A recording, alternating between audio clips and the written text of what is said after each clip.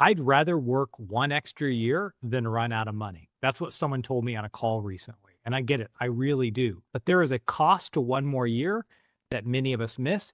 And that's what I want to talk about today. But first, my name is Kevin Lum. I'm a certified financial planning professional, and this channel is dedicated to helping 1 million people retire without worry. So in today's video, I want to talk about what one more year is really costing you, and more importantly, how you can know when enough is enough. If you're one of the people telling yourselves, I'm just going to work one more year or 2 more years, I want to ask you something. Do you know what retirement is actually going to cost? Because almost everyone I talk to who's stuck in this loop has the same problem. They have a vague, anxious sense that retirement is going to be too expensive or that they're going to run out of money, but they've never actually run their numbers. In the absence of real data, fear fills in the blank every single time. So let's deal with the question underneath all of this. What does spending actually look like in retirement?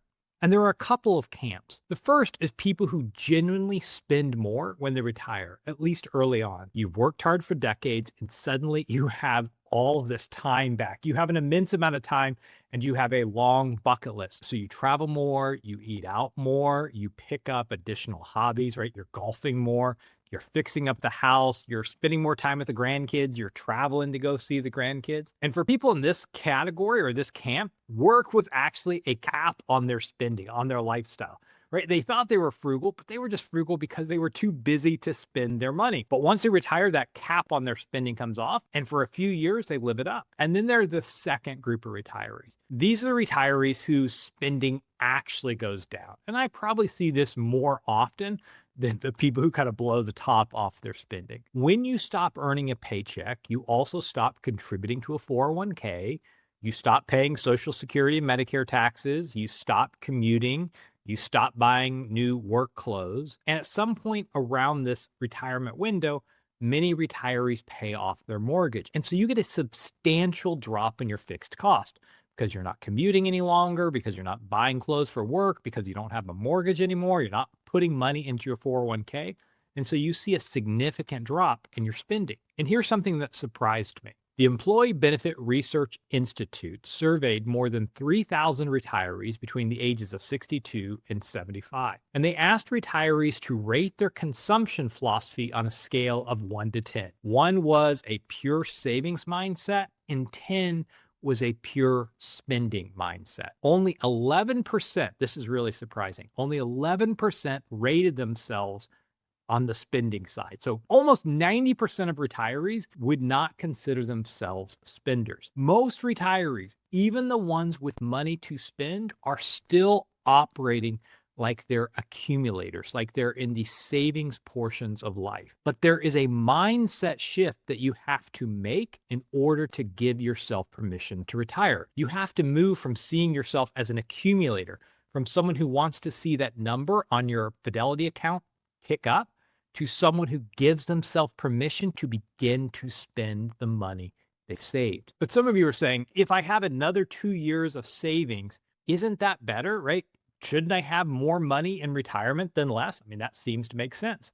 And I'm not going to tell you that more money is a bad thing. More money can always be helpful for something, but you need to understand what you're trading it for. We think about lifespan, right? How long we have to live, but we don't think enough about health span. The headline number is, and a lot of you see this when you read in articles, that the average American lives to about 77 years of age, with healthy years ending around 66. And some research studies show that there typically is about an 11 to 12-year gap between when you pass and when your health begins to decline. But your health, on average, is going to begin declining about a decade before the end of your retirement. But, and I need to spend some time here, because for this audience, the average is hiding something important. If you're watching this, at least based on the data that YouTube has given us, you are probably above average.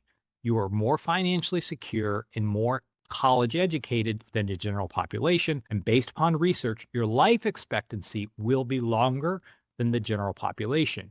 Meaning if you were 60 today and you are in good health and you are financially secure, you're realistically looking at living into your late 80s, maybe even your early 90s, And your healthy years likely are going to stretch into your 70s or early 80s, right? The years you can actually enjoy your retirement. Meaning, if you retire at age 65, you probably have 15 good years, maybe 20 if you're lucky and you've really taken care of yourself. Those are the years that you can still really hike a trail, not just kind of walk around a loop. Those are the years you can fly to Europe without your back giving out on your second day, at least hopefully. Those are the years you can still chase the grandkids if you have grandkids around the house. And then it narrows. And often it begins narrowing fast. You've probably seen this with friends and family, right? The decline is often much faster than we expect.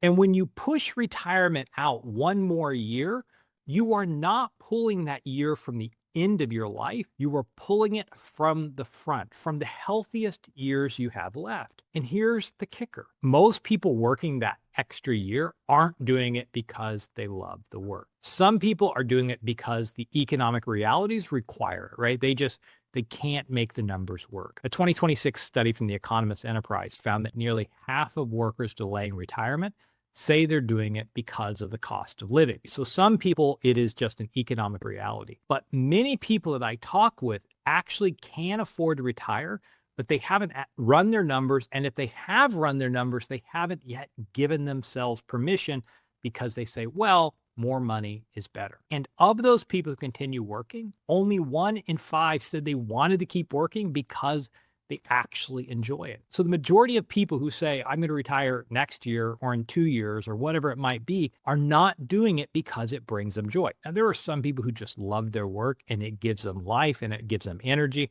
and it brings them joy. For example, if I could do this for another 40 years, I would be delighted. I don't know if you're going to keep watching me for another 40 years, but if you're willing, I'll keep making videos. I love getting to do this. But what I see all too often is that people keep working out of fear, out of anxiety. And I cannot stress this point enough.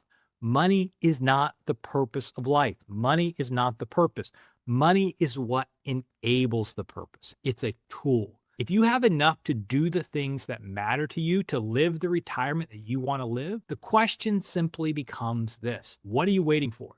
Now, some of you are watching this and saying, Kevin, you've sold me. I am on board. But how do I know when enough is enough? So how do you know? For many people with a solid strategy, and many of you watching this channel, not all of you, right, but many of you, spending too much and crashing the entire plan is not your biggest risk. In fact, research from Michael Kitces, who's kind of the guru for financial advisors, he found that over 2/3 of retirees using a 4% withdrawal rate end a 30-year retirement with more than double their starting balance. The median ending balance is almost 2.8 times what they started with. That is a lot of people who end up decades into retirement who significantly underspent during the years they had energy and health to enjoy it. So here is what I believe is a better solution. Your number is much more dependent on what you actually spend each month than some articles. So first of all, know your number. What do you spend each month? And I split this into 2 different numbers. What are your fixed costs, right? The cost you cannot really do without. And then what's the discretionary number? Give yourself some flexibility in your spending. So what's that number? What's the fixed number? And then what's the discretionary number? And go ahead and add those 2 numbers together. So let's say it's $6,000 that's fixed, $2,000 that's discretionary. Then next, calculate your guaranteed income. How much money can you kind of count on from a pension or Social Security or an annuity or some guaranteed income source? Like, what's your guaranteed income? And then step 3, what's the gap? So you need $8,000 a month. You have $4,000 a month of guaranteed income. So you have a $4,000 gap. And then step 4 is look at your portfolio value. How much money do you have in your portfolio? So you have a $4,000 gap and you have a $1 million portfolio. That $1 million portfolio is going to have to help you cover that gap. And then step 5, know your withdrawal rate. And this is the part that trips a lot of people up. So you could use a 4% withdrawal rate on this plan. You've read all the articles, 4% withdrawal is a fairly safe rate of return.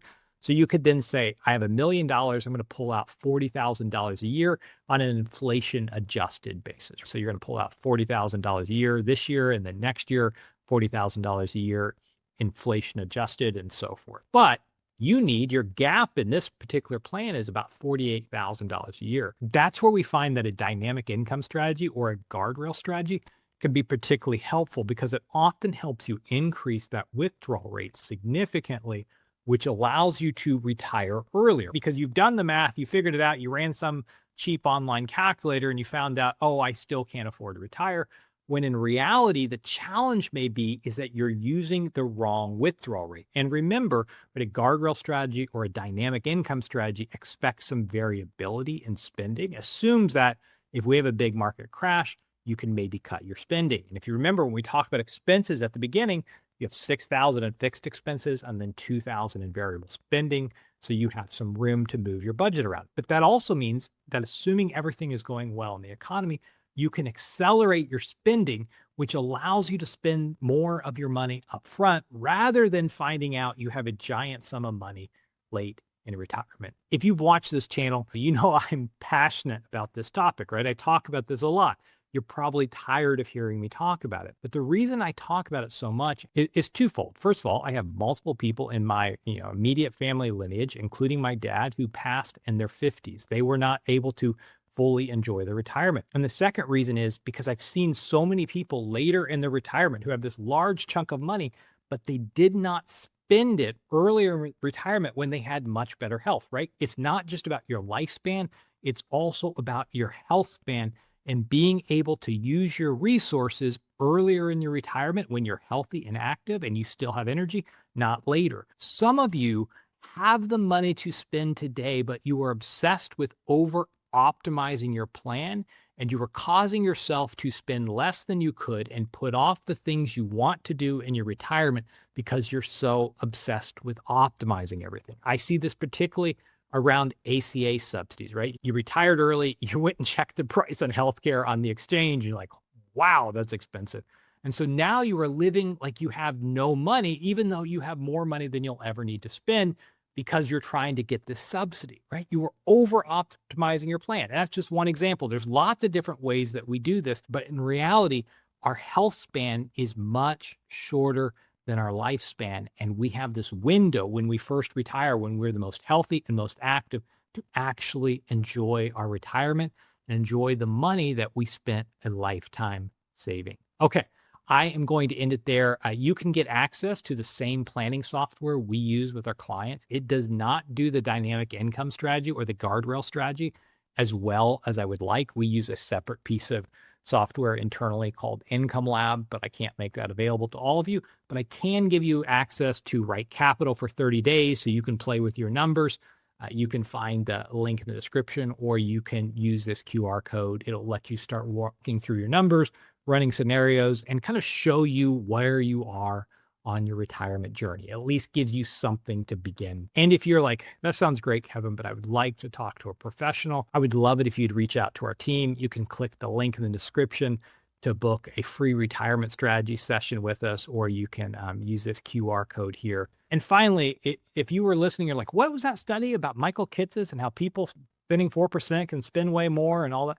Well, you're in luck. I've got a whole video where I go deep into that and you can watch that now.